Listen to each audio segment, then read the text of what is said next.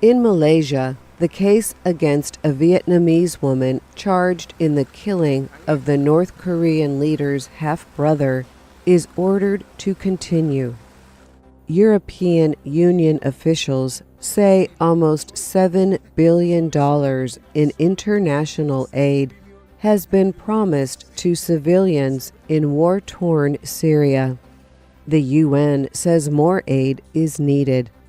India and Pakistan agree on a new border crossing and path for Sikh pilgrims to visit a holy temple in Pakistan.